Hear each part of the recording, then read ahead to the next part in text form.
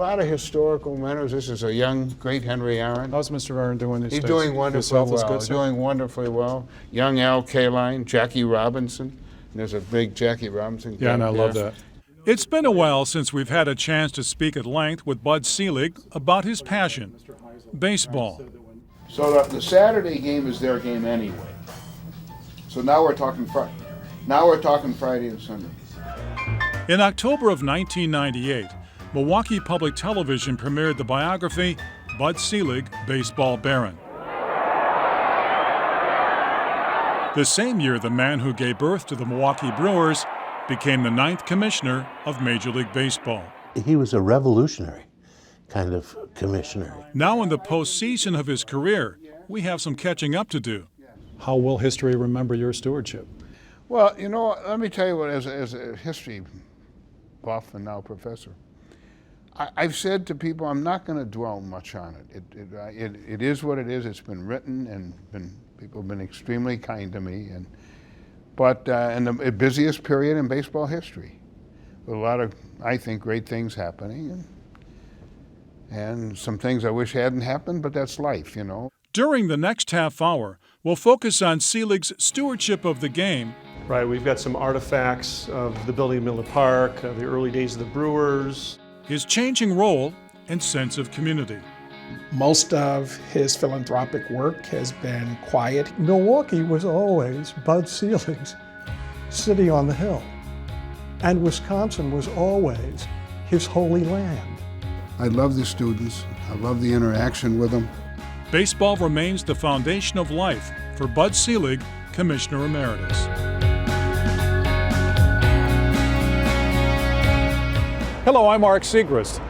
Bud Selig's roots run deep in Milwaukee, and despite his national prominence, he still maintains a strong local presence. An impressive one at that. His new business address, 14th floor of the 833 East Michigan Tower. But Joe DiMaggio was my first hero, so look at this. This is 1939. Imagine that. 10 cents. And the great Koufax and Robin Yount. You know, when you look back on our career, or you look back in the retrospective history, as I like to say, a lot of the things that happened is sort of hard to believe, even though they've already happened and they're done. I mean, it's really been, it's been that good. Selig officially retired as MLB boss in January of 2015, but he's still very much on the job as Commissioner Emeritus and Ambassador of the game. Visitors to the spacious office suite are greeted by an artful narrative of Selig's big league career. Images of favorite players, presidents, holy relics of the sport. And the hometown view from Selig's office window is breathtaking. And I think this office really dramatically tells great stories. And so I'm, amongst many other things, Mark, grateful. It's been quite a career. Young Bud Selig was raised during the 1930s and 40s in the Sherman Park neighborhood, near 52nd and Concordia. His mother, Marie, loved baseball. She started taking her son to watch the AAA Brewers at Borchard Field when he was only 3. The rest is history. As Bud grew older, he loved to play, and his childhood friend Herb Cole told us in 1998, he played to win. We played baseball together as kids. I always tell the story of our 6th grade teams. I was a captain of mine. We went to Sherman Elementary School, and he was a captain of his 6th grade team. And our 2 teams played for the championship. And on the day of the championship game, Bud showed up with some huge pitcher, a guy 6 feet tall, and I didn't know who the guy was. And Bud said, well, he's a substitute for our regular pitcher who's out, and let's not argue about it, let's just play the game. And I foolishly agreed, and this guy was so good he struck out all 27 men. And so Selig, even back then, Selig was thinking about how he can get the edge. Isn't that interesting? 45 years later, he still can't accept the fact that he and his club were inferior. But I understand that. I feel bad. Sir. It was for the championship. It was for the championship. It was, yes. Where did you get this 6-foot pitcher who struck out 27 guys? Well, the story has grown somewhat in Herb's mind, and I think that's great, and I am delighted that it has. I don't think Jack was 6 feet tall, but he was a very impressive physical specimen for 11 or 12. After college and military service, Bud Selig went to work for his dad's Ford dealership.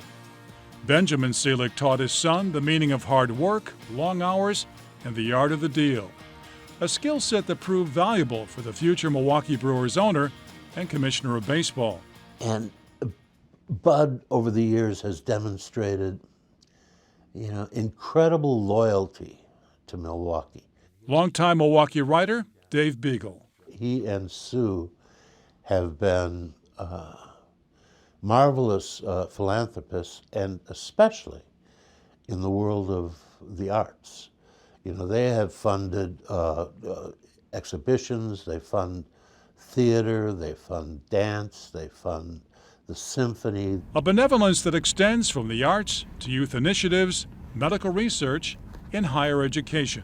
There have been a number that have taken advantage of his mentorship in moving into the ranks of baseball administration or sports administration. This sense of community, where does that come from?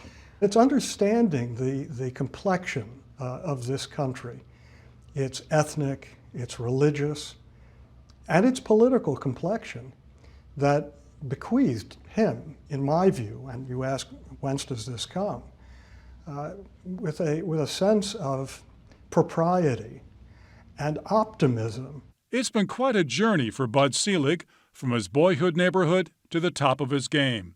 Officially retired, but very much a player.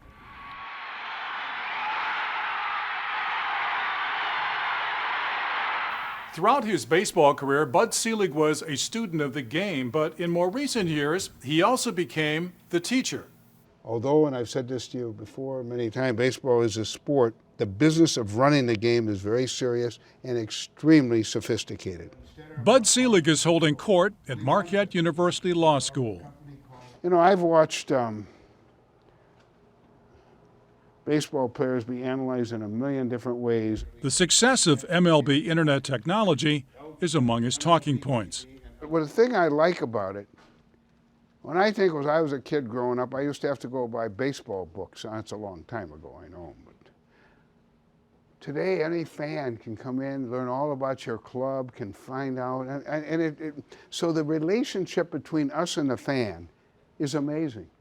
And I do think BAM's growth has helped us attendance-wise and everything else, because it provides a great opportunity. The Commissioner Emeritus has been spending more time on campus lately. I'm partial, but I'm telling you that baseball fans are more interested than any other sports fan in their club. They follow them closer. They live and die every day. Marquette, UW-Madison, and Arizona State, lecturing about the legal, historical, and business side of baseball. He saw how important, I think, labor peace was to the future of the game. And Bud always had this expansive view of the game, as he'd call it. And I think his leadership in establishing labor peace between the players' union and the owners was the most important thing he did. I love the students. I love the interaction with them. I've lived everything I'm teaching, so it makes it even more meaningful. Professor Matthew Mitten co-teaches with Selig in the Marquette Sports Law program. We read these cases, and you can only, guess at, what is going on. It's a paper, but here you have someone who has spent 50 years in baseball, not only as a club owner, but as a commissioner of the sport, and can really help the students connect the dots. As for Selig's proudest accomplishments as commissioner, leveling the playing field by reforming the economics of the game, revenue sharing. I want you to know I was sensitive to the big market concerns. It's easy enough to try to say, well, they can afford it, all that's true, but you want to have a system that is fair.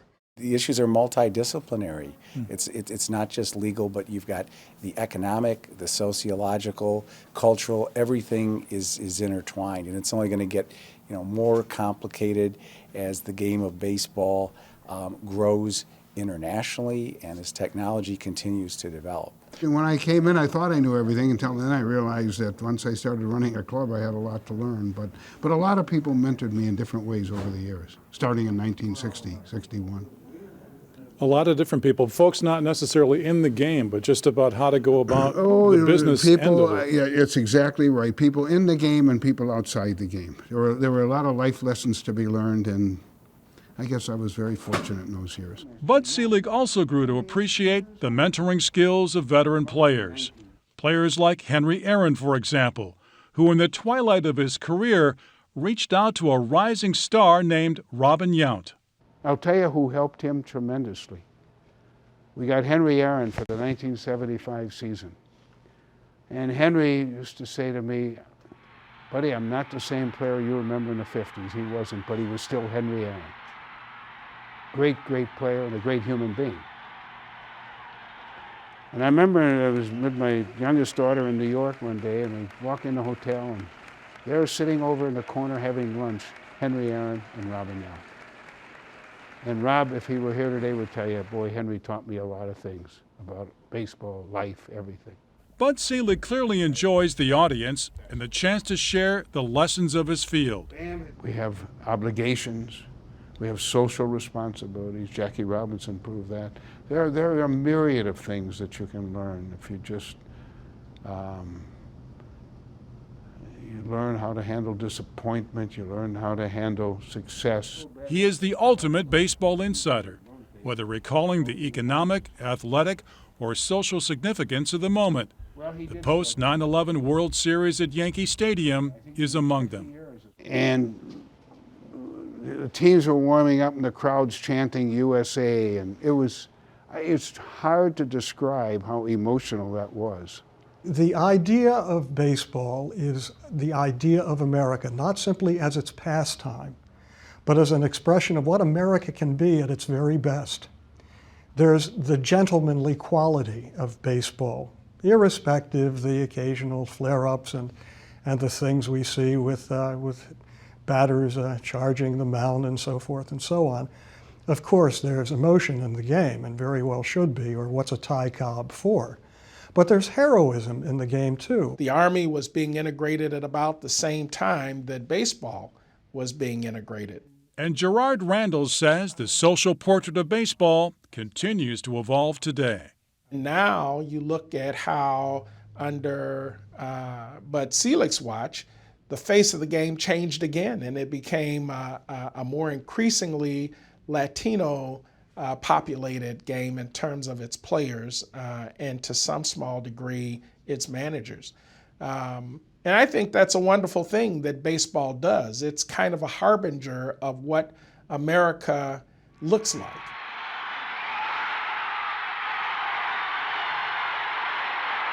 They tell me the kid is unbelievable. Bud Selig's love for his Milwaukee Brewers is legendary, as portrayed in MPTV's 1998 documentary, Bud Selig, Baseball Baron. A legacy that includes relentless pursuit of another team when the Braves left County Stadium empty. They were 5.5 tough years. You found a way, you just find a way. Just keep going. The dramatic purchase and arrival of the bankrupt Seattle Pilots in 1970, the challenge of building a contender. Yeah, I was, Why- that why was a did- different era, but I was extremely close to my players. And they were like family.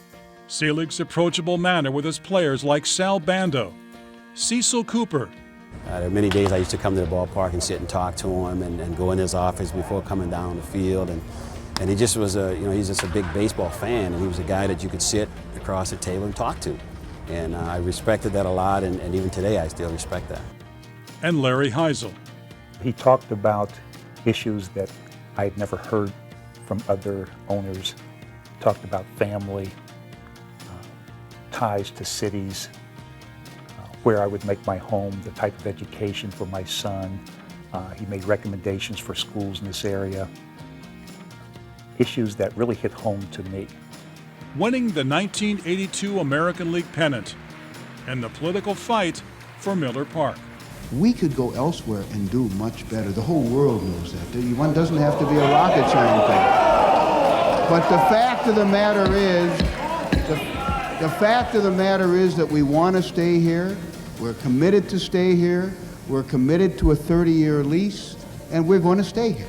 And so you really had to go and get others to see how, over time, this would be a very wise investment on the part of the community to make.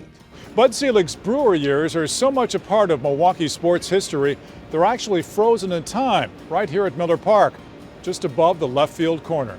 Welcome to the Selig Experience, a vision of Milwaukee Brewers Chief Operating Officer Rick Schlesinger. Schlesinger regards Selig's pursuit, founding, and development of the Brewers franchise as inspirational. A story of challenges, successes, and a tenacious spirit. His whole life has been about people saying you can't do it, and the commissioner saying, when it comes to baseball in Milwaukee, I can do it. Where did that all come from, though? Where did that I give my mother and dad credit for it. It's how you were raised. That's how I was raised, you bet. Just wasn't going to let it go. Was that also part of just growing up in the neighborhood? I mean, did families then in Milwaukee at that time Yes, have... I think that's right. Yes, I think yes. One of those men that one could call, at least in my tradition, and using just a little bit of the ethnic tongue of Wisconsin, and particularly Milwaukee, a richtige Mensch, which is an upright man. It's a great story for everybody. It's always, a person who's trying to overcome some obstacles, overcome the odds, do what is considered the impossible for the love of the game and the love of a city. And I think that message is impactful no matter what you're doing in life. The 1,500 square feet exhibit is a multimedia, state-of-the-art presentation. Right, we've got some artifacts of the building of Miller Park, the early days of the Brewers. Featuring an extensive collection of Brewer baseball history and a recreation of Selig's crowded county stadium office, where he presided as the Brewers founder and president. Everything is either replicated as best we could or authentic, actual documents and mementos. Including an upper window Mr. Selig used to judge the weather and potential crowd for Brewer home games. And, of course, the scattered papers. He did have a messy office, he'll admit that, but he also never lost a document. He knew where everything was. I think his mind just worked. He's a visual kind of person. The exhibit even features an old habit the Brewers founder has since kicked, a late addition that took some doing. In 48 hours, they put together a whole contraption that actually emits smoke from a cigar, and it was really sort of a little signature, little detail that I'm fond of, just because I know the backstory. The Selig Experience debuted in the 2015 season and has quickly become a popular Miller Park attraction. Some would describe Bud Selig, even though he's been in the highest chambers of public service and public policy, a very shy person. It isn't shyness so much, Mark. It's a fundamental modesty, a fundamental humility, and an understanding of his place in the landscape. I think that's how he feels about baseball, that baseball is a game that goes from here to there, but baseball is also a game that expands out into the rest of our lives as a social activity, as a moral sign of hope, as a patriotic place. Officially, Bud Selig is the Commissioner Emeritus of Major League Baseball. I agree with you. But in his heart, he'll always be a Milwaukee Brewer.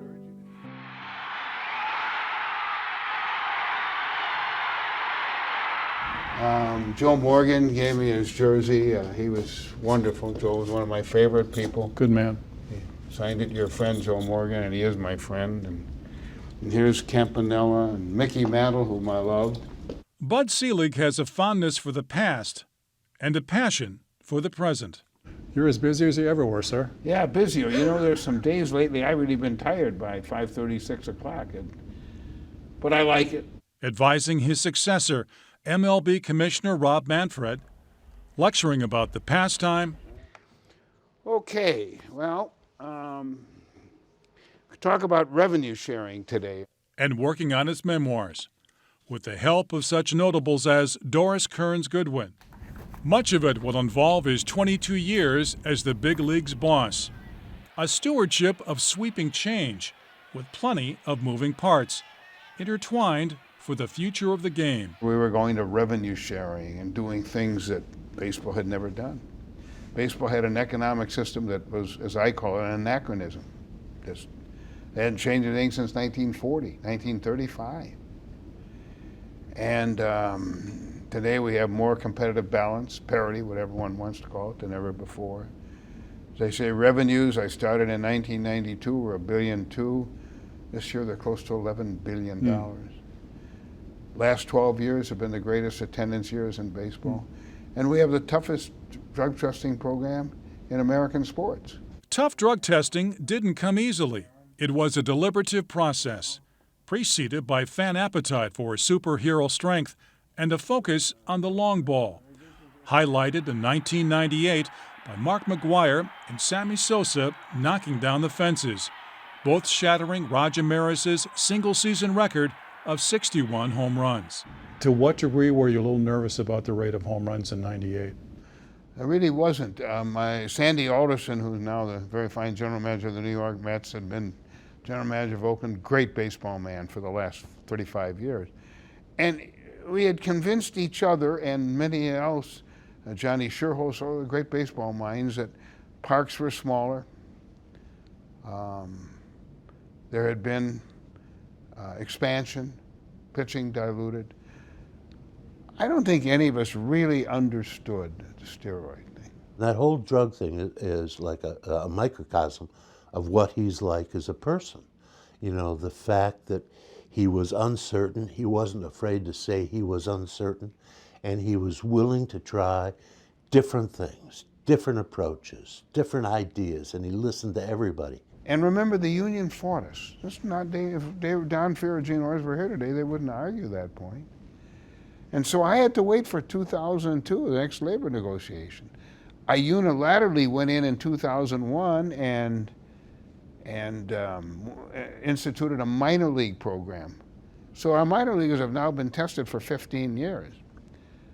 And through those years, starting in '02, and I appointed George Mitchell at one point, who I have great regard for and has done a lot of things for me, and he went and analyzed our whole steroid question. So there were no secrets, but out of it came, and that's my own. Everybody asked me, people say we were slow to react. We were not slow to react. It's a subject of collective bargaining. It is not something the commissioner can do unilaterally. A lot of people seem not to understand that. And I think Bud had a great process. You know, do I think every decision was perfect? I suppose if I sat down and thought about it a lot, I'd say no. And he would say no. He didn't make a perfect decision every time. But his process remained the same. He never got knocked off that process. He never jumped to conclusions, anything like that. In fact, Commissioner Selig had to be sold first on at least one of his reforms. Instant replay, how's it going? Good. Good. I must say my friend Tony LaRusso, who came to work for us after he left managing, really is the guy who pushed it through, although I had three other managers, Joe Torre, Mike Scioscia, and Jimmy Leland.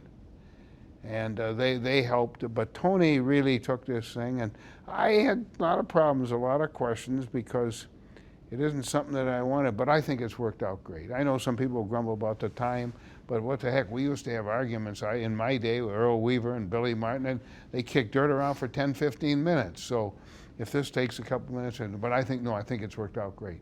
Realignment, holding well in your opinion, sir? Oh, it's done great. The wild card, all the things, no question about it. With talk of international expansion, that will have to change. Well, that will someday. That'll happen. I think we're a few years away, but I know Rob Manfred's very interested in it, and I'm sure that will happen. A lot of folks would love to see Havana have a franchise. Well, I understand wherever he's going to go, and that's a problem they're going to have to worry about. But the sport is so popular now worldwide that it's remarkable. He observes, he tests, and he measures. And in my experience of him, he hardly ever does anything without having measured it against what is right, proper, and good in the utilitarian sense, not for him, but for the greatest number, as much of the time as is humanly possible. Mark Perhaps the ultimate judgment of Selig's reforms will be in the enduring qualities of Major League Baseball itself. But for now, Bud Selig is teaching and writing about the era in which he served, the challenges he faced, and his efforts to revive a social institution. For Bud Selig, baseball has been a lifelong passion. His mother made him a fan before he was old enough for school. When he was big enough to swing a bat, he loved to play the game. As a young businessman, he grew to appreciate the role of big league ball in civic culture. So when his hometown ballpark was suddenly shuttered, he bought a team of his own. Over the years, he rose through the ranks of baseball barons, retooling a sports tradition for contemporary time. Now, in the postseason of his career, he isn't about to take a seat on the bench. So as you walk all over the office, a lot of history here. And it's meaningful history. Do you feel at home? Because it's America. Oh, I do feel very much at home. Sure, this has been my life. I know. He still feels the passion. He's Bud Selig, Commissioner Emeritus.